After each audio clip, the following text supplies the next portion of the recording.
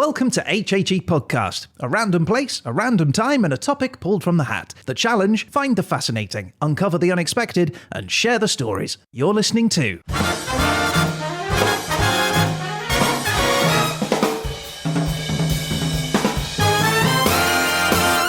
History Happened Everywhere.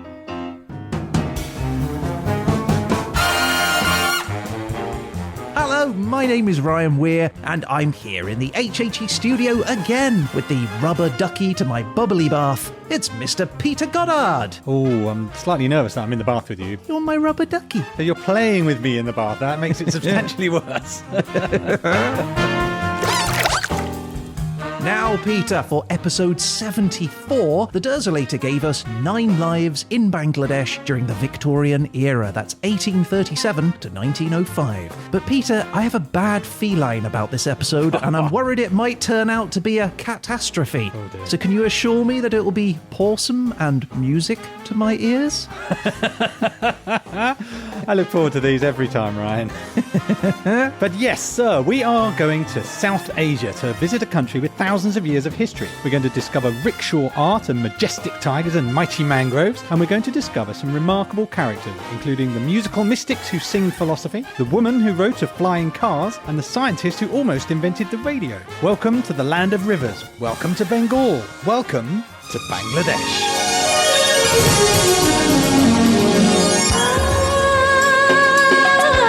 Oh my goodness, I am excited, Peter. Genuinely don't really know much about Bangladesh, so this is going to be a fantastic episode for me. I feel like I'm going to be enriched with knowledge. You absolutely will. So let's get started. Bangladesh is officially the People's Republic of Bangladesh, and it's a country in South Asia. So if you know where India is, the sticky down bit over in South Asia. I do. Just to the right of India, the east, you will find Bangladesh. Now, in fact, Bangladesh has a border with India to the west. To the north, it borders India, and the eastern border is with India.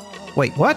So it's, when you look at it on the map, it's really peculiar because basically it looks like a bite has been taken out of India and it kind of wraps round Bangladesh. There's also a little bit of border with Myanmar, but the border with India is 4,156 kilometres, 2,500 miles or thereabouts. To visualise where we are, it's a green, verdant, low-lying country. And when you look at pictures, the overwhelming impression you get is flatness and greenery. Lush place, basically. Am I thinking Jungle Book, that sort of thing? I think that's probably not a bad idea. And it's hardly surprising that it's so verdant when you learn that it's home to about 700 or 800 rivers, hence the land of rivers. Okay. This is a country that's made up of soil and silt that's actually washed down from the Himalayas. But it's more or less a massive floodplain, which obviously can cause problems because it does very frequently suffer from flooding, and these rivers burst in their banks and they have a regular flood season as well. Oh, wow. Okay. Poor guys. Yeah, it is. They suffer, but the flip side is it's very fertile. So it's a win and a lose, I guess, at the same time. Now, it's pretty small, especially when you see it next to massive India. Its area is about 148,000 square kilometres, 57,000 square miles. And that is about 26% the size of a France. So you need 4 Bangladeshis to make one France. Okay. I thought for some reason it would be bigger than that. Well, in some ways it is, because it's small in physical size, but it's pretty big in people. The population of Bangladesh is about 169 million people. 169 million? All living along the riverbanks. Well, it's mostly riverbank in fairness as a country. Yeah. But, I mean, France has got 68 million people, so you're talking about a place quarter the size of France with well over double the population. In fact, Bangladesh is the 8th most populous country in the world, and that's ranking it alongside these massive countries like Brazil and Russia. It's this small country, but really densely populated. Wow. People they have. Mm-hmm. Now, 98% of the population is ethnically Bengali, and that's because the region that is both Bangladesh and also there's a territory in India called West Bengal. Together, that region has historically been Bengal. The word Bangladesh comes from the word Desh, which is Sanskrit for country, and Bangla, which is the historic name for Bengal. So Bengal country, Bangladesh. Okay. The flag is a nice simple one. It's a red circle on a field of dark green. Now, I've seen this flag, and it looks like one of those optical illusions. It's sort of like the red dot in the middle is going to move around or see a word appear.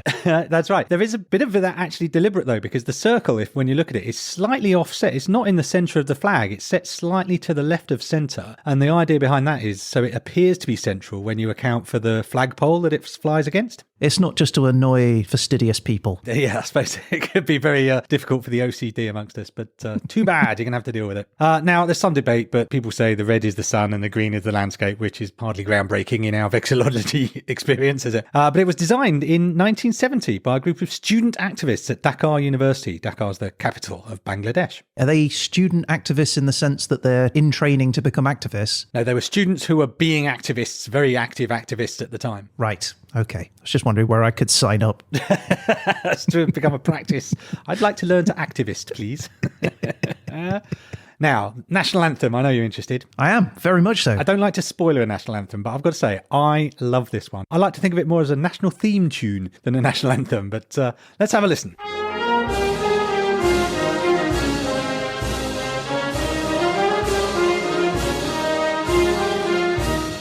It's got a lovely swing to it, I think. If I heard this, I wouldn't say it was Bangladesh, though. Well, it's actually called Amar Sonar Bangla, which translates as My Golden Bengal.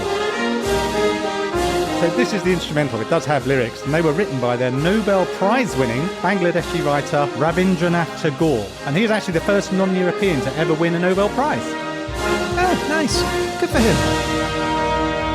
All right. There it is. My Golden Bengal. That was an unusual one. It was a cracker, wasn't it? I very much enjoyed that one. Now, I've got some Bangladesh facts for you, Ryan, and for these I have to thank Reddit user Mehreencantdraw, who went well out of his way, or her way, to share these with me. First is rickshaw art. This is an iconic aspect of Bangladesh, apparently. By rickshaw, we mean those three-wheeled bicycles you get. They have a sort of canopy, 2 seats at the back, somebody pedalling at the front like Fury, and you see them in London, certainly, as tourist vehicles. Okay. So the drivers decorate the canopy and actually the whole rest of the bike as well with paintings, apparently. This started in the 1950s, where they put pictures of movie stars on their canopies. Nice. And then gradually people branched out. Now you see flowers and animals and patterns.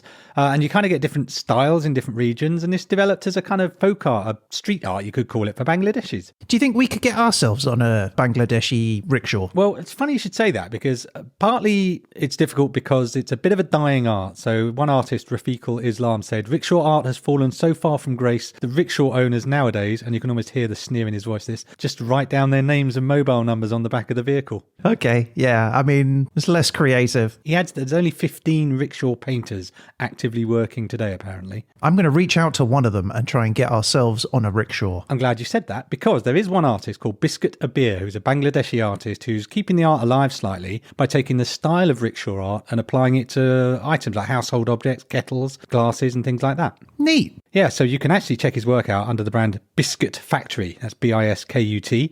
You can find him on Instagram. I'm sure he's in Twitter and other places as well. But if you wanted to reach out, I suggest you do so. Biscuit Factory will probably be open for business. Now, more Bangladesh facts. Did you know that Bangladesh is the home to the largest mangrove forest on Earth? Wait, mangrove or mango? No, mangrove, not mango.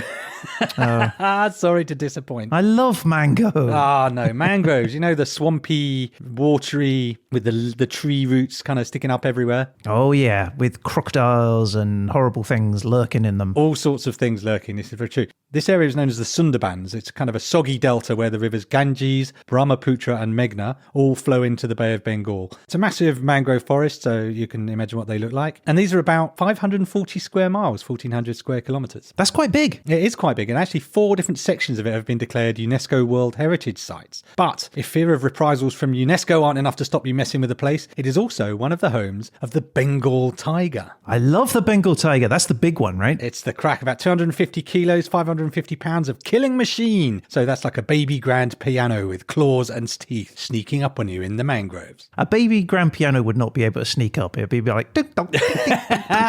I take your point. It's a muted baby grand piano. I love it though, the Bengal tiger. This really is Jungle Book. Yeah, it really is, yeah. Is there a bear that eats ants? There might well be, but I didn't look too deep into the connection with the various animals of the Jungle Book. But of course, in the world of great and impressive animals, man is usually the problem, and the tiger is considered endangered, unfortunately.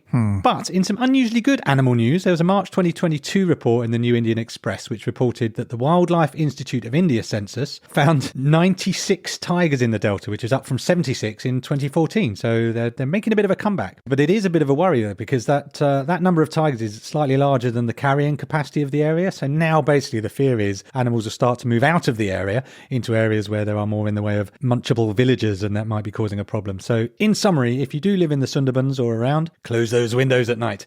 Now, finally, Mehreencantdraw, the Reddit user who helped me out, said, Bengali's favourite pastime is drinking milk tea and reading a book while it's raining outside, eating a warm plate of khichuri, which is rice cooked with lentils, paired with lime, fried eggplants and achar, pickled mangoes, plums or olives. While it's raining, it just hits different, they say. Just hits different. What a lovely way of putting it. Yeah, it sounds amazing, doesn't it? Now, Ryan, unfortunately, I can't cook and I'm not much of a tea maker either, so we're going to have to sample something a little bit different. Mango!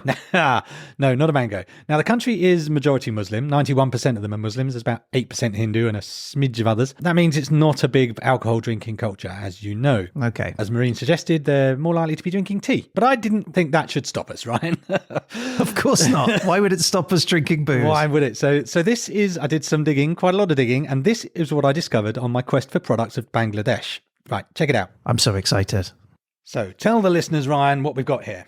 We have Bhangra beer from Bangladesh. Well, here's the thing, Ryan. As you can see, it's Bangla beer. You can see there's the kind of Sanskrit-esque, I guess that's Bangladeshi writing on the label.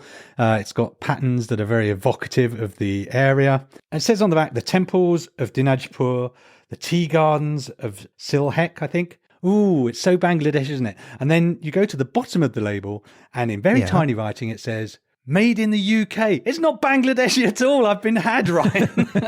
It is, in fact, not at all connected to Bangladesh, and I have been hoodwinked by the internet.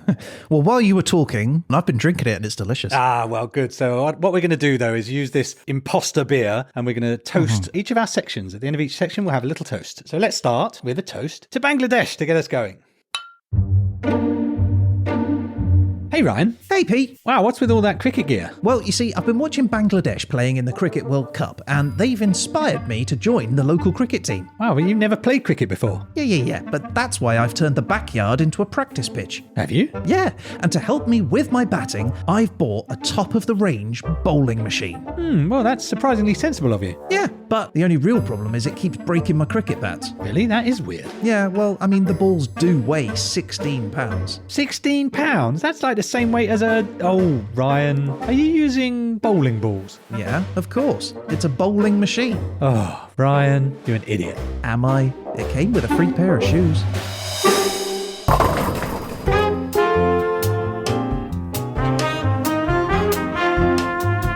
Well, that was fantastic, Pete. I do love a Bangladesh fact. But do you know what I love more? What's that, Ryan? It's history. Well, good news. I've got great news, in fact. Now, it is a big challenge talking about the history of Bangladesh, because whilst today it is a country separate from India, you don't have to go back too far before the main geographical entity, which is Bengal, was actually its own place. So Bangladesh plus West Bengal in India today was kind of a unified place. It's been part of India. It's been part of loads of different places. So there isn't really a very clear and clean history of Bangladesh per se. Okay. But we can say that there is a little bit of early man action. There's quite a lot of debate as to when exactly people arrived in the area. And apparently one of the challenges is that archaeology is quite difficult because the rivers keep changing course and all the soil, I guess, must wash things away when you flood every 5 minutes. So early man liked to base himself on a river, right? On the actual riverbank. And if the riverbank then moves or gets submerged, then a lot of your evidence disappears. Exactly. And there is evidence that there was early man, but there's just some debate about the specifics of when exactly they arrived.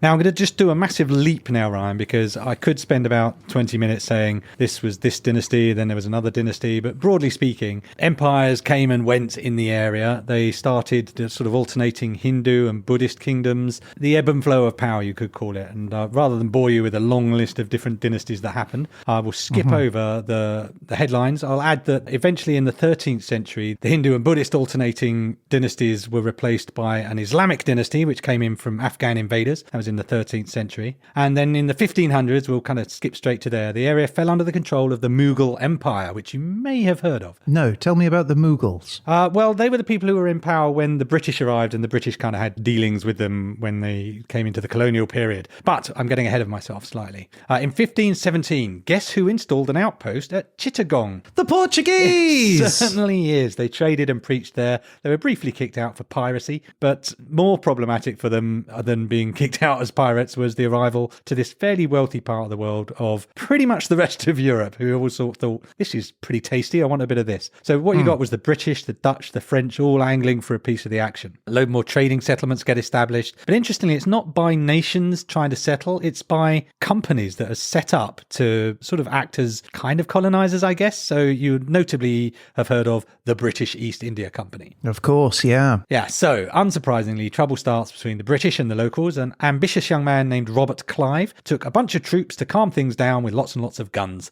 And in 1757, Clive was victorious in the Battle of Plassey. And this is often considered the start of what I would call full-fat British colonialism in India. Full-fat colonialism. The whole deal. Just as bad for your health. Well, indeed, very much so. Worse, I would argue. But yeah, there's a school of thought that says for Bangladesh, it was just another occupier, really, because it had such a long history of being, it was part of the Mughal Empire, it was part of these varying moving empires before it. So it's kind of, to some people, really just a change of management rather than a whole, oh, we've just been colonized. Now, Ryan, it might not surprise you to learn that the period of being ruled by a company was not a good one for the area. Yes, because often the companies are generally interested in their profit and not necessarily in the place that they're in or the people. That is correct. The British East India Company absolutely loved profit. They couldn't get enough of it, quite literally. And it's quite telling that one of the Hindi words that's become an English word today is loot. Oh, really? Yeah, so I think that tells you something, doesn't it? Gosh. So yeah, the East India Company representatives basically acted as the worst kind of tax collector. They didn't have a sense of stewardship of the area. They just wanted to plunder effectively. They continued to demand taxes even in 1769, which was an important year because famine ravaged the land and there are estimates that as many as 10 million people died and still they demanded their taxes. Oh, really? Yeah. Come on. But, you know, on the plus side, Clive became the richest self-made man in Europe. So, wow. not all bad news. Impressive, Clive. You can't make an omelette and all that. So basically, India was being drained rather than ruled or managed. So perhaps unsurprisingly, in 1857, there was an uprising known as the Sepoy Mutiny. A sepoy is an Indian soldier, so an infantryman, I think. So what happened there was rumours went round that the cartridges the soldiers were given for their guns were coated in a cow or a pig fat. Okay. That's not brilliant on its own for Muslim and Hindu people who are very keen on the cow and or pig. And you make that worse, when I say the cartridge, this is a cartridge where you have to bite the end off and pour the gunpowder into wherever it needs to go. Oh, old school guns. Yeah, old school guns. So now, in fact, not only does it have this fat, you're now consuming that fat in direct contravention with your beliefs. Now, whether that's true or not doesn't really matter because the rumour took hold and rebellion rose up. The soldiers marched on Delhi, dissent spread, and the East India Company, perhaps unsurprisingly, reacted by brutally putting down the uprising. As they do. But there were consequences to this. After this, basically, the running of India was taken away from the East India Company, and this was the start of direct rule by the British government, which you would know as the British Raj. It's the curry house around the corner from me. Exactly. Lovely Boona. So British control continues into the 20th century. In the 20th century, there was obviously a large growth in the independence movement, the passive resistance of Mahatma Gandhi, you will be familiar with. It was decided eventually that the British Raj would give up control of India in 1947. So rather than create a whole independent India, it was decided to divide the Hindu and Muslim areas into different countries. Okay. So the main body of what we know as India today was the Hindu areas, and the Muslim areas became Pakistan. But that doesn't mean the Pakistan we know today. What Pakistan was at that time was the Pakistan we know today, which is on the northwest of India, and Bangladesh, which is on the east side of India. So these two areas were one country known as Pakistan, East Pakistan and West Pakistan respectively, but they were separated by over 1,000 miles. Oh, wow, really? So they weren't connected at all? No, totally. Yet still one country? Still one country. So essentially it was like, well, you're all Muslims, you're a country now, even though culturally, linguistically, they were very different places. I mean, at some point there was a group of people sat around a table with a map on it and nobody pointed that out as maybe a potential issue. Yeah, I mean, I mean, that would be an interesting thing to talk about in itself, but we're not going to. But yes, I mean, it's such a classic thing of, that'll do. Any Anyway, see you. Good luck, everyone. So it will not surprise you fine. to learn that it did not end very well. So East Pakistan, or Bangladesh as we know it today, was a bit of a poor cousin. Most of the administration, most of the military were in West Pakistan. Most of the development and money was over there. And also, just to rub it in, the national language of Pakistan was Urdu, whereas Bengali, the language of Bangladesh, had no status at all, which really coalesced protests and made students activists. Ah. Remember those chaps? I do. So basically there were protests, there's a uprising, I would say, and this was followed by, again unsurprisingly, suppression by West Pakistan this time. So Bangladesh started a non-cooperation movement in 1971 and the West Pakistan military showed up to deal with it. Right. So there was a little bit of fighting. Pakistan had the upper hand, but then India decided to get involved, possibly because they weren't massively keen on the fact they already had 10 million refugees coming over their borders. Right. So India then invaded Pakistan, and then Pakistan went, okay, we give up. And in 1971, as a result of all of this, the country of Bangladesh was born. And they've all been friends ever since. It's been an absolute millpond of a place since that time, yes. Now, again, unsurprisingly, not an easy start. There was, again, massive flooding in 1974 and another famine, which was considered one of the worst of the 20th century. Then there's a selection of military coups, counter-coups, caretaker governments, which I won't bore you with the details with. The current government, though, is dominated by the Awami League, and it's been in place since 2009, most recently winning a 2018 vote, which was an election mired in violence with accusations of corruption abounding. My God, there's a lot of violence going on, isn't there? A lot of blood being spilled. Yeah, politically, it seems to be a rough old place. But let's look on the bright side. They've got fertile soil, they've got increasing numbers of tigers, and they've got loads and loads of people. So they must be able to do something with that. So our next toast, here's hoping for good things for the future of Bangladesh. Whatever happened to Clive? Clive, he did very well, set up an estate in Wales, and I suspect died absolutely delighted with how things had turned out. Well. Right. I'm ready for the next section now. I'm putting that in. Don't show them behind the curtain. Just give them the seamless experience.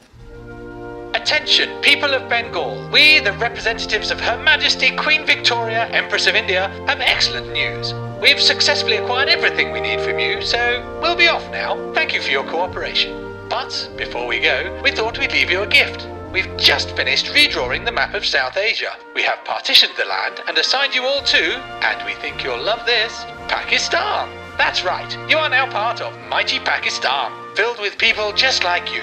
Now, I know what you're thinking. Pakistan is 2,000 kilometers away, and they speak a different language. But you know, you're all Muslims, aren't you? So we thought, why not just put you all in the same place?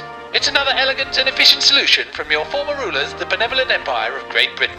Sorry about all the abuse. Best of luck. Bye!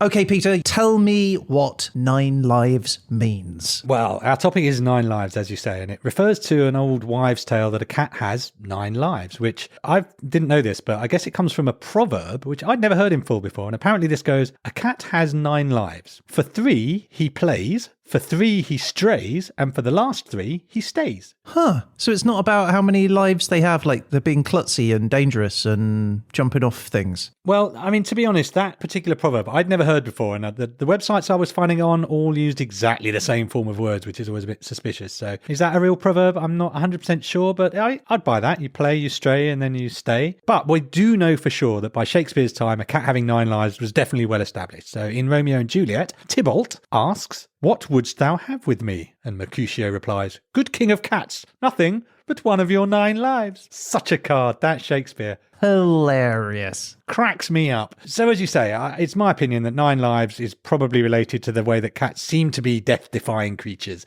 So that sense of cats getting away with things, I think, is probably where 9 lives comes from and what it means. But how to relate it to this podcast? This was actually quite challenging. And the obvious thing to do was to do 9 lives. That's what I'm expecting. Yeah, well, I'm not going to do that because it would only give us 3 minutes per person. So unless you want to hear me say, so-and-so was born, they wrote a poem, then they died, that's not really going to be very interesting. So what I've decided to do, to take the 3 stages of the cat's 9 lives and tell you 3 stories of interesting and significant people, one who plays, one who strays, and one who stays. That is awesome. So here we go. Are you ready for your first person? Yes! Well, I'm glad you're excited. So here we go. It's a me! Wahoo! Well, congratulations, super stereotypical Italian plumber man. I see you made it all the way across my land through traps and monsters and weird little pipes, all the way to me, the final boss. I'm here for the princess. Wahoo! The princess is going nowhere with you, my little friend. I will fight you. Wahoo! Well, if it comes down to a fight, you would probably win. But the thing is, the princess, she just doesn't want to be with you, super stereotypical Italian plumber man. I not understand. Wahoo! She doesn't like you. But everyone loves a super stereotypical Italian plumber man. Wahoo! Not everyone, and it's not about you. I will always win. Wahoo! A relationship isn't something you can win. But I can run and jump and give her the stars. Wahoo! She's not interested in stars and sparkly things. She likes theatre and jazz and coffee. Look, the point is, I listen to her needs. What do you offer her? Just me, super stereotypical Italian plumber man. Wahoo! Just you, eh? And I hate to ask, but are you on the mushrooms again? Wahoo! Yeah, I thought so. Now, listen, you've lost this one. Why don't you just move on? Maybe focus on the plumbing. You can make a really good living out of that. Just don't bother the princess again. But I love the princess. Wahoo! You say you love her, but if that's true, you'll let her go. You break my heart. Wahoo!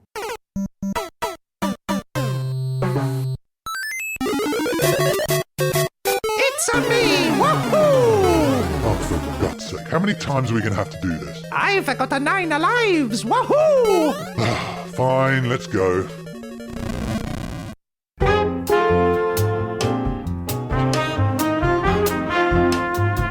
All right, Peter, tell me about life number 1. Life number 1. Well, we're going to learn about a ball. A ball? That's not a ball as in a bouncy ball. That is a ball, B-A-U-L, like Paul with a B. Oh, okay. Yeah, so a ball is like a kind of wandering minstrel / philosopher that you find in Bangladesh. They wander from place to place singing songs, and to that extent they are musicians, but they are also religious figures. Some of them are Hindu-ish, some of them are Muslim-ish, but they're kind of outsiders and they're their own versions of these religions. So a ball is basically a wandering minstrel who's wearing a patchwork of religion, I suppose you could say. And you can recognise a ball by the long white tunics that they wear, and they wear white lungis, which is a kind of men's skirt tied around the waist. Or if it's a woman, and they can be women, is they would wear a white sari. They carry jolas, which are kind of cloth shoulder bags, and they use those, they collect the alms that they rely on for their survival, because they just wander around going, I'll give you some wisdom if you give me a sandwich, I guess. Now, it probably says something about how they're perceived, because it's believed by some that the origin of the word ball comes from the Sanskrit vatul, or possibly vyaku, which mean respectively mad or wild and bewildered. Really? Okay, that's great. Yeah, so essentially a ball is a wandering religious musical nut job. Yeah, my favourite kind of nut job. Exactly. They wander around, they play their songs on an ektara. An ektara is a musical instrument with a gourd body and a bamboo neck and just one string. One string? One string. Do you want to hear it? Do you want to hear an ektara playing? Do you want to hear a ball doing his thing? Yeah, I do. Okay. Absolutely. Are they still going now? Yeah, you still have balls today. All right, 3, 2, 1, go. I will remind you, one string. আছে কোন মানুষের বসত কোন দলে ওরে মানুষ I love it. That's great. Did all right for a guy with one string, didn't he? Yeah, that's good, actually. I'd give him a sandwich for that. Actually, I'd give him half a sandwich. I'd share my sandwich. What if he did a second song for you? Too late, because I've already eaten half a sandwich. Now, that's balls, Ryan. But we're here to talk about a specific ball, probably the most famous ball that Bangladesh has ever seen. Oh, I thought you were going to say the ball of all. The bell of the balls, you might say. He was born in 1772 and he lived apparently until he was around 117. So he died in 1890, smack dab in our time period. And his name was Lalon, also known as Lalon Shah. Lalon Shah. That's a nice name. It's lovely, isn't it? Now, we don't know too much about Lalon's origins, and part of that is a little bit deliberate because the ball themselves are kind of outcasts, and Lalon Shah in particular had no truck at all with religious division or caste separations. So it makes sense that he wouldn't talk about his origins because he is who he is, he's not come from this family or that family or this caste or this religion. He thought all that was absolute nonsense. So it's perhaps not surprising that we don't know much about his background, but it is believed that Lalon was born into a Hindu family, and it's said that while on a journey he fell victim to smallpox. Oh no. Oh no. When this happened, he was abandoned by his companions. Well, I mean, I I get it. Yeah, This isn't a time where medicine is there to help you, is it? Yeah, so it kind of looks like he's going to die. But then he's discovered by a Muslim fakir. Sorry, what? A Muslim fakir. Fakir, F-A-K-I-R, fakir.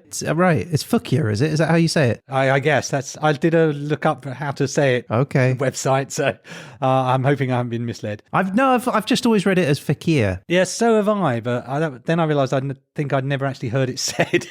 So anyway, he is discovered by a Muslim fakir who took him up and nursed him to health. So Lalon recovers and he returns home and promptly denounced by his own family for consorting with Muslims. Oh, he's having a rough ride. It is not a great time. So Lalon goes, well, that's rubbish, isn't it? So he goes off and he decides to become a Baal. He finds and studies under a guru until he's ready to head off on his own and sing his songs and preach his philosophy through, over his lifetime, thousands of songs that he's said to have written. Cool. Now, a word of caution here. The Baal tradition didn't actually include writing songs down. So we do not have Lalon's big book of songs. What we've got is the oral tradition and then people who eventually, roughly the 19th century probably, put his songs to paper or the things that were reputed to be his songs. So you can't be exactly sure which ones he wrote, but there are some where the clues are there, I think. So is he nomadic, or would I go and seek him out? Well, a bit of both actually, because I think he set up a place, a head office, I guess, towards the end of his life. But yeah, I think a bit of both then, I guess. Certainly they are generally described as wandering minstrel type characters. So I think travelling around is part of the deal. But in his body of work, we can detect a few themes, and one of the main ones is his absolute rejection of this distinction of religion and caste, like I've said. So I'm going to give you a bit of Lalon. Are you ready? Yeah. Okay. Everyone asks, Lalon, what's your religion in this world? Lalon answers, how does religion look? I've never laid eyes on it. Some wear malas, which are Hindu rosaries, around their neck. Some tasbis, Muslim rosaries. And so people say they've got different religions. But do you bear the sign of your religion when you come or when you go out? Meaning when you're born and when you die? Oh, I thought you meant going out to the shops. No. So basically he's saying, all of these affectations of this person wears their beads around the neck and this one wears them around the wrist or whatever it might be are merely earthly affectations. And actually your religion is inside you, not something you wear or a club that you join. So I like this guy. He's cool, right? So rules and ritual basically out. But instead, apparently, Baals tend to focus on what's known as dehatata, which is truth in the body. So a little bit like Tantrism, they've got a sort of spirituality related to the physical rather than just the metaphysical or the mind. So what the Baals think is that the body is essentially a microcosm of the universe, and because everything is contained within the universe, then you can worship through your microcosm of the universe, i.e. your body. So this doesn't mean just doing what you want and just eating crisps all day. It means focus and control of the body, I guess. Crisps. Well, he has one song. He's got one line in one song, which I found quite poignant. I don't know why I like it so much, but I like it, so I'm sharing it with you. He says, after how many days will I be united with the person inside my own heart? Oh, man. That feels like an Instagram quote. It really does, doesn't it? I might get that tattooed on me. But in Chinese script for some reason. Yeah. Now, over his life, Lalon, as I say, is said to have composed nearly 2,500 songs. Some say 10,000. Some certainly say it's hundreds. It's nobody's saying he only wrote 2 hits and was done. But he was very popular. He developed a community of his own disciples, and this enables the tradition to spread as more and more Baals picked up instruments and continued the Baal tradition. Singing his songs. And I guess I would imagine they adapted as they went. But Lalon died, though, at a ripe old age in 1890. But he was by no means forgotten. As well as his disciples, the beat poet Allen Ginsberg, you may be familiar with. I've heard the name. Yeah, he wrote a poem called Howl. He was one of the beat poets, a big deal in the 60s poetry scene in America. And he wrote a poem in 1992 called After Lalon, in which he talks about giving up the allures of the world. And when was he born? Lalon? Yeah. He was born in 1772 and died in 1890, allegedly at the age of 117. There may be some flex in those dates. Okay. My maths isn't great, but even I had to question that one. I know. Some might. I'm not sure there was a copy of his birth certificate floating around anywhere, but he knocked on a bit, I think it's fair to say. Okay. And in fact, the Baal tradition, as you rightly asked, is continuing. And in 2005, the Baal tradition of Bangladesh as a whole was included on the list of the oral and intangible heritage of humanity by UNESCO. Oh, good. Quite right too. So that's your first life, Lalon Shah. Should we have a toast to Lalon? He'd like it. He loved a bit of religion through the body. Cheers.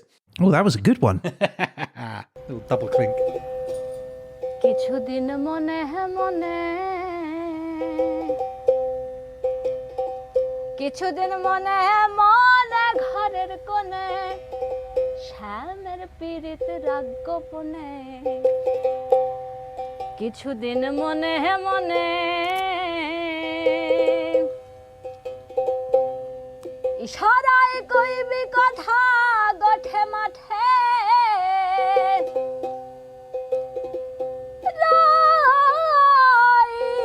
রাইলো ইশারায় কইবি কথা গঠে মাঠে দেখিস যেন কেউ না জানে কেউ না বোঝে কেউ না শোনে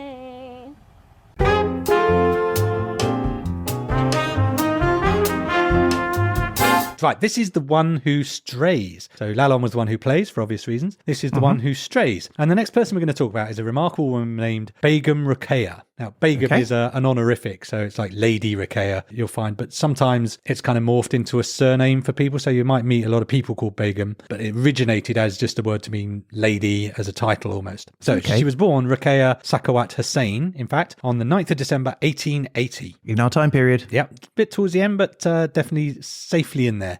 She was born to a Muslim family in Rangpur, Bengal Presidency, which was the area which is now in northern Bangladesh. Now, on the one hand, Ruqayya was lucky. She was born into a pretty prestigious family. Her ancestors were people who served in the military and in the judiciary during the Mughal regime. And her father was a zamindar, which A, is a brilliant name, and B, is as kind of a provincial noble, like a man with an estate. Hence the lady. Well, quite. But I think the honorific was awarded for her achievements rather than just being born into a family. Oh, right. Now, on the other hand, while she's lucky in the fact that she's relatively moneyed and relatively well off, she's unlucky because she was born a woman at a time and a place when that brought significant limitations. Name a time when it hasn't.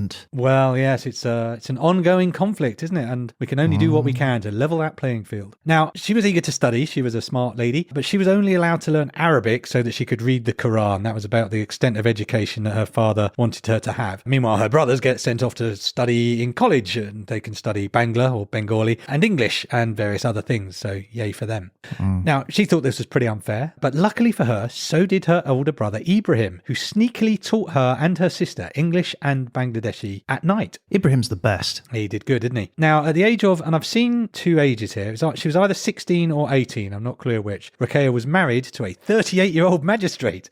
Oh, okay. Quite the age I guess difference. that happens. Yeah, that happens too. But again, she was slightly lucky here because her new husband was a pretty liberal guy, and he encouraged his wife actually to continue studying and to start writing as well. Okay, great. So she chose to write in the Bengali language, and she wrote on the topic of female rights and empowerment. Wow, this is amazing. Yeah, But 1880, well, where are we now? 1900? 1880 she was born, so about 1900. Well, in fact, the process really starts in 1902 because she's writing stories at that time and poems, and her work is now starting to appear in ladies' magazines. So this is where she starts to build a bit of profile. Fantastic. Now, in 1905 was a big red letter year for her because if you'd have purchased, Ryan, your usual copy, you probably subscribed already, but if you'd have purchased a copy of the Indian Ladies magazine, Big subscriber. it wasn't what you thought it was it? You thought it was a catalogue, but no. I did, yeah. But yeah, if you'd have bought the Indian Ladies magazine in 1905, you could have read Ruqayya's first major work, and this blew my mind, it's a sci-fi story. What? A sci-fi story? A sci-fi story, I kid you not. Wow, okay. It's great. I want to know what it's about now. Oh, well, I will tell you. Don't worry about that. This is a story called Sultana's Dream. Okay. So in it, an unnamed narrator, so Sultana being a title again rather than a name. Or a dried fruit. Well, indeed. The unnamed narrator, who we're going to call Sultana, wakes up to discover that she's awake in a strange new world. And she meets a lady who explains, quote, "This is Ladyland, free from sin and harm. Virtue herself reigns here." Nice. I want to go to Ladyland. Well, you kind of do because it's basically a role reversal world that's run by women. This isn't sci-fi, this is fantasy. Oh, yeah, we'll tweet that later, see how that works out for you. So as she walks along, she notices people are staring at her and she asks her companion, "Why is that?" And the woman says, "Oh, the women say you look very mannish." And Sultana replies, "Mannish, said I? What do you mean by that?" And her companion says, "They mean you are shy and timid like men." Oh. Role reversal. It's very clever. So these shy and timid men of Ladyland are basically restricted in the same way as women are in reality, in the reality that Begum was living in. So basically they have a male purdah. Do you know what purdah is? No, sir. So purdah is basically seclusion of the sexes. So there's sort of two major aspects of it. One is covering up the women usually with veils. But also in buildings, you would have areas called zenana, which would be women-only restricted access areas, where a man would keep a harem in other cultures. So the zenana is your secluded area. But in Sultana's dream, it's the men who are hidden away like this, and they discuss why. And this is a slightly edited version, but it's still a quote. So, where are the men, I asked her? In their proper places where they ought to be. Pray let me know what you mean by their proper places. Oh, I see my mistake. You cannot know our customs, as you were never here before. We shut our men indoors. Just as we are kept in the zenana. Exactly so. How funny, I burst into a laugh. Sister Sarah laughed too. But dear Sultana, how unfair it is to shut in the harmless women and let loose the men. Why, replies Sultana, it is not safe for us to come out of the zenana, as we are naturally weak. Well, her companion has an answer to that. Men who do, or at least are capable of doing, no end of mischief are let loose and the innocent women shut up in the zenana. How can you trust those untrained men out of doors? Why do you allow yourselves to be shut up? Well, because it cannot be helped, as they are stronger than women. Well, a lion is stronger than a man, but it does not enable him to dominate the human race. You have neglected the duty you owe to yourselves, and you have lost your natural rights by shutting your eyes to your own interests. Wow. Yeah, honestly, it's punchy stuff, and I love it. It's really awesome. Boom, feminism. I thought it was going to be like a story with a few allusions and a hint that perhaps things could be different, but no, she comes out strong, goes, yeah, why would you do that? Why would you allow... I think one of the other things they say is, if a lunatic escapes from the asylum, do men lock themselves away or do they lock up the lunatic? I love it. When you said sci-fi, though, I was expecting robots and stuff. Well, I'm glad you asked that, because this is quite the utopia that the ladies have managed to put together. Frankly, I would love to live there myself. The companion explains, I finished my work in 2 hours. What? Yeah, in 2 hours, how do you manage, says Sultana. In our land, the officers, magistrates for instance, work 7 hours daily. Her companion replies, and this is going to resonate with you, Ryan, I know, I've seen some of them doing their work. Do you think they work all the 7 hours? Certainly they do. No, dear Sultana, they do not. They dawdle away their time in smoking. Some smoke 2 or 3 cheroots during the office time. They talk much about their work, but do little. I don't know why you think that I would resonate with that. How did you like that? But to talk to your robots, she discovers this society is basically very scientifically advanced. Women have focused on science rather than fighting. It's run largely by solar power. It's got sprinkler systems to keep everyone cool in the summer. And they've even got a heat ray that they can deploy in battle in case the neighbouring kingdoms, which are run by men, get the wrong idea. They can zap you with a laser. And this was 1905. Yeah. I mean, that's incredible, isn't it? Solar power, lasers. Well, towards the end of the tale, the narrator and her friend jump into a flying car. Wait, what? For real. They jump into a flying car. It really is sci-fi. It really is, honestly. I absolutely loved it. It's not a very long story, and we'll put a link to the story in the notes because it's a short read, but it's an absolute gripper. I loved it. I love the idea of a car in 1905. Flying. A car from 1905 must have been such a rickety old thing. Yeah, I was really hoping it would end with, where we're going, we don't need roads. But unfortunately, no, they didn't do that. In fact, she wakes up and it was all a dream. A beautiful dream. But yeah, it's a great story. I really enjoyed reading it. It's really short, like I say. Definitely check out the link. It'll make a feminist of anyone. And bear in mind, Roquea was only 25 when she wrote this. She had a lot more writing ahead of her. Got to say though, mate, land of the ladies, eh? Land of the ladies. I don't think we last 5 minutes in the land of the ladies, Ryan, let's be honest. But yeah, she didn't just write either. She set up her own school for Muslim girls. She really put her money where her mouth was. And she was an activist. She co-founded the Bengali Muslim Women's Association. She worked really her whole life towards improving women's education, empowerment and economic independence, right up until her death on the 10th of December 1932 at the age of 52. Oh, she died young. Relatively young, but she packed it in there. I'd say if I had half her life, I would be pretty pleased with myself. So yeah, Begum Roquea was a pioneer feminist. She wouldn't stay in the role she was assigned. She strayed from her given path. And in doing so, she became an inspiration to people to this day. I was certainly inspired by her life. And in fact, every year in Bangladesh, the 9th of December is celebrated as Roquea Day. Oh, that's amazing. Yeah. Well, good for her. And on the 9th of December, 2017, Google celebrated her 137th birthday with a Google Doodle. Was it a flying car? I don't think it had the flying car on. But anyway, here's to Begum Roquea, the one who strayed. All right, boys, we're agreed. After dark, we move out. All right. We'll be free of the oppression of Ladyland. Yeah. After all, us men deserve better than to be treated like second-class citizens, locked away like cattle just for the pleasure of women. Yeah. It's time for us to break our shackles and start a land where the men are in charge again. Sure.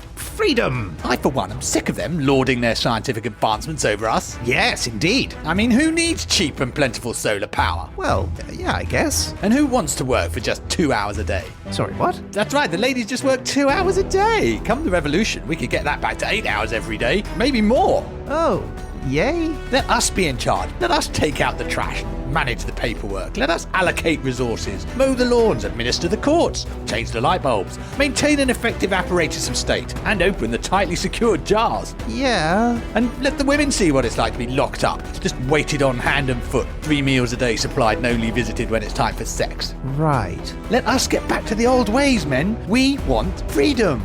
Freedom. Yeah. So after dark, we move out. Brother, don't you think it'll be almost, I don't know, too dark? After dark? Well, I suppose it could be. And the ladies are cooking curry for tonight's dinner. Ooh, curry night. You make a good point, brother. And we did say we were going to play football and watch movies tonight. Oh, yes, the Star Trek marathon. That is an excellent point. I mean, perhaps we should just wait until tomorrow, when we're better prepared. Yes, that is a good idea, brother. Freedom! Tomorrow.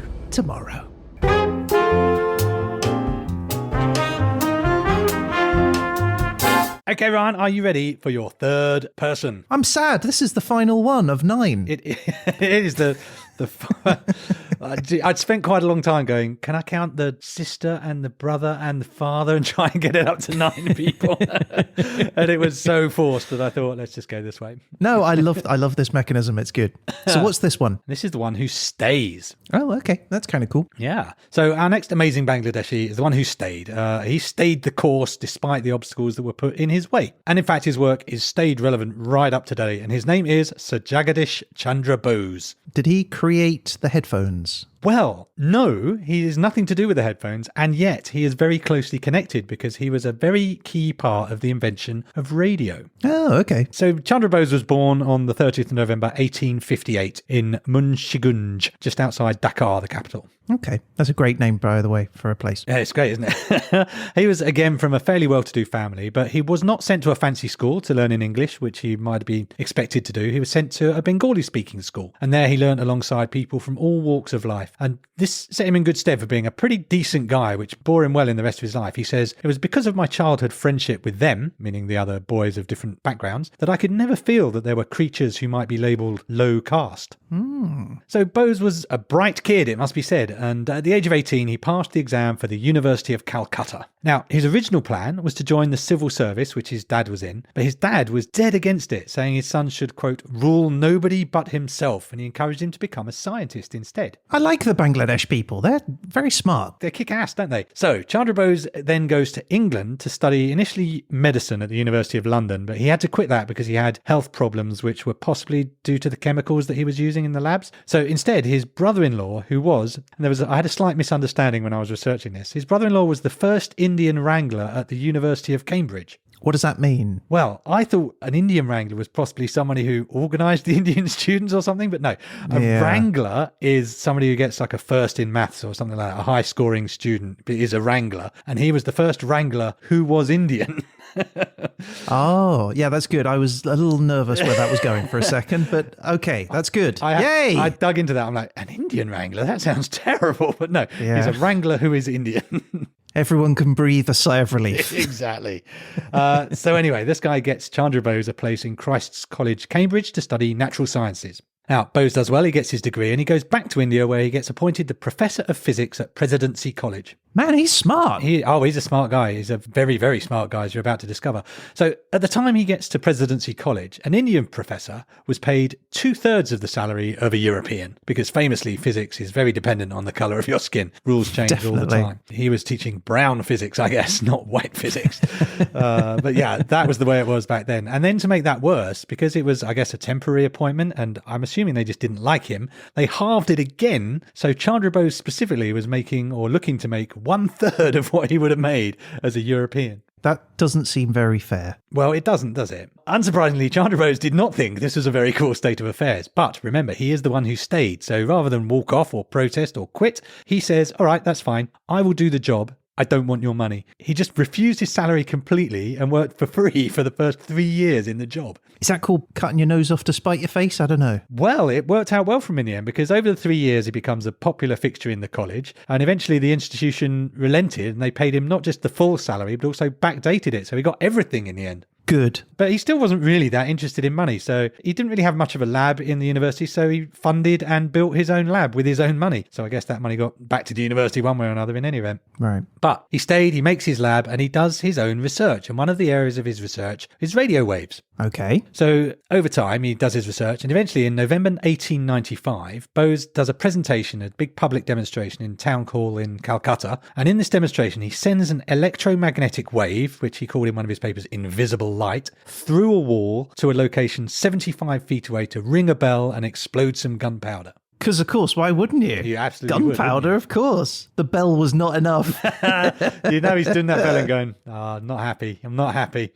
But yeah, this was a really important step to the invention of radio. And this is 2 full years before Marconi gave what was a famous demonstration in England. Also, I think it was ringing a bell, of radio waves. So pretty much he's a major player in the invention of radio. Can you imagine when that bell went off and the gunpowder went off? How excited he It must must have be been. incredible. There's no. You must have been sitting there going, no wires, no cables. Look, Right. it's just gone. How Before did you do radio, before anything, Yeah. like you just had no idea. It would have been total that? magic. Must have been mind blowing. Yeah. But yeah, as we know, Bose is not a very material guy. So he's done all this work and he's invented various bits and pieces that help with this radio wave business. And he refuses to patent any of his inventions.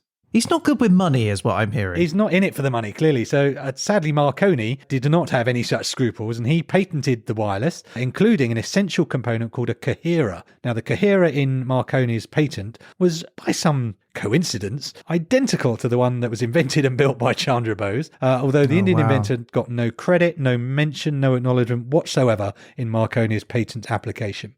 Wow. But Bose wasn't bothered. He had plenty more to discover. He was a scientist and he was doing rocking science. So he also started working with microwaves. He investigated metal fatigue, and he also developed the tools of physics to look at plants. And he kind of crossed the line of the sciences. He learned and revealed that plants can respond to electrical stimuli, which was quite a controversial thing at the time. And to do that, he used another thing that he invented, a thing called the crescograph, which could measure down to a 1/1,000,000th of an inch movement.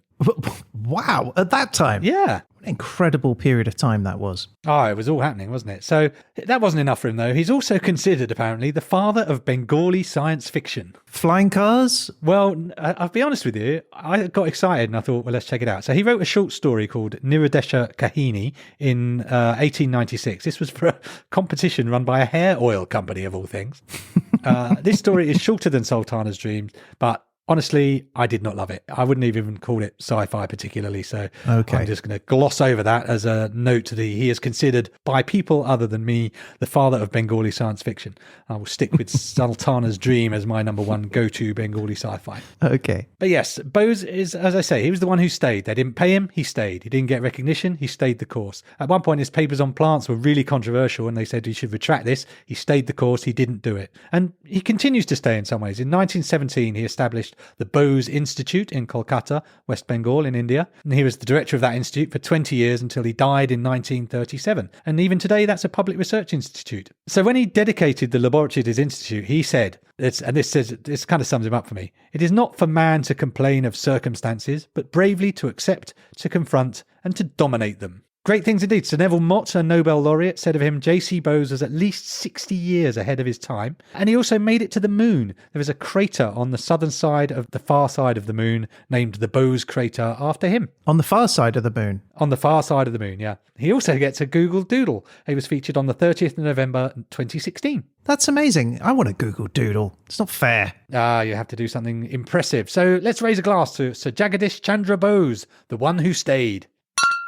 So that's it, the 3 stages of 9 lives in Bangladesh during 1837 to 1905. One who played, one who strayed, and one who stayed. That was awesome, Peter. Well done. 3 fascinating people who I've never heard about and probably never would have done had the Derzolator not given us 9 lives in Bangladesh during the Victorian era. It's why I love doing this show, Ryan. I would have no cause to find out about these people if I didn't have the Derzolator whipping me on a weekly basis. All 3 of those fascinating, really intriguing, well-lived lives. And impressive people, one and all. Well done, Pete. Thank you. Look at this. Just look at this. What is it, dear? Marconi. Oh, right. The radio guy. I mean, I suppose. I mean, look at this photo of him driving a big gold Cadillac, smoking a fat cigar and smiling like an idiot. Jagadish, darling, are you upset? No, I'm totally fine with it. Sweetheart, please. I mean, if he wants to patent my invention and not share any of the money, well, I'm totally fine with that. Right. Or not mentioning my name even once in a 12-page patent submission. That's fine. Yes, of course it is. I mean, there was plenty of room for noting significant collaborators, but you know, whatever. So you're fine? Yeah, totally fine. Oh, good. I'm glad you've moved on from that anyway. Besides, I've invented a new thing anyway. Oh, that's nice, dear. Yeah, and you know what? Just for fun, you know, for a laugh, I think I might patent this one. That's terrific, dear. I'm sure it'll get you all the gold Cadillacs and big cigars you could ever hope for. Well, it's not about that. Of course not, dear. But in a way, a gold Cadillac is actually a very sensible investment. Oh, absolutely, dear. But what is it you're going to patent? Well, I call it the Crescograph. Everyone's going to want one. Oh, I'm sure they will. It's going to change the world. No home will be without one. Oh, it sounds really impressive. People are going to wonder how they ever managed before the Crescograph came into their lives. Oh, that's lovely. And what does this Crescograph do? Well, I'm glad you asked. It's an instrument designed to measure tiny, minute, almost imperceptible movements in plants. Oh, that's nice. Shall I pop that newspaper in the bin for you? Yes, please.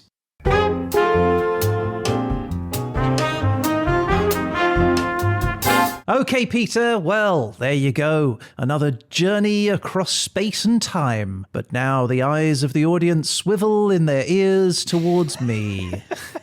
That gets more confusing every time. It is my turn to be dersolated, so let's wheel out the machine. Okay, let's switch it on. Fresh derzolation. I love it. Okay, Ryan, so are you ready? I am ready. Your place, Ryan, is Antarctica. Oh, okay. Yeah, where Antarctica. all those people live. And all the things have been written down. Oh, gosh. Okay, Antarctica. Yeah, all right. Your time period, sir, is the Triassic. As in... The Triassic. Antarctica in the Triassic. Yep, that's what it is. Antarctica in the Triassic. Okay. Right. And your topic, are you ready? I mean, well, I don't even know what it could possibly be to make this good, but go on then. Here we go. Your topic is... It's communism. Are you kidding me? Communism. Dersolator! What the hell? Communism in the Antarctic in the Triassic period. This is too hard. Okay, well, we'll have something, I guess. There's always something, Ryan. There is always something, if we've learned anything. The problem is, Pete, is I know nothing about it. Oh, good Lord. It's going to be a long episode.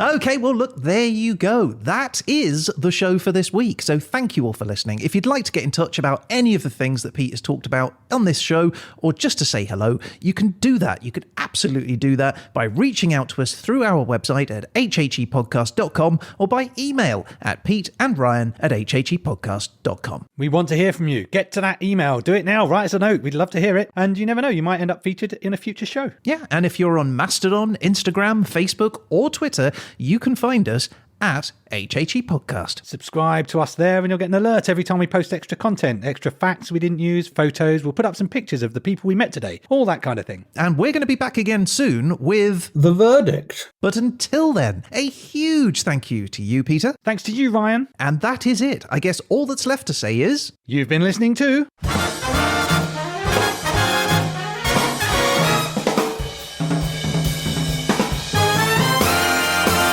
History happened everywhere.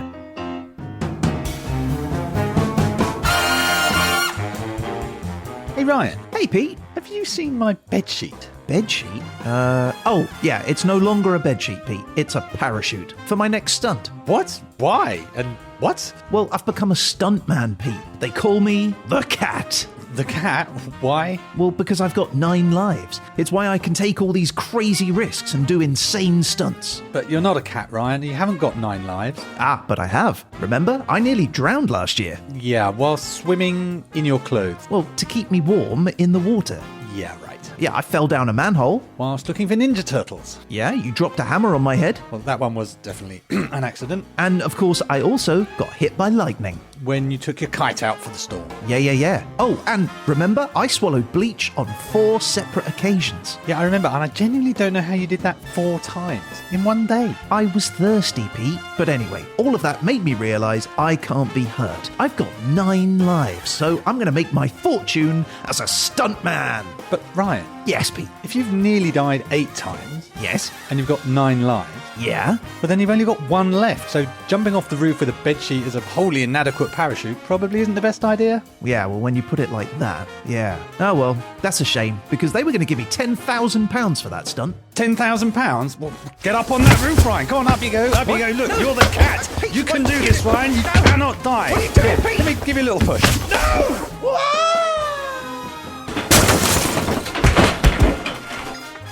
I'm okay. I'm fine. It'll go back in.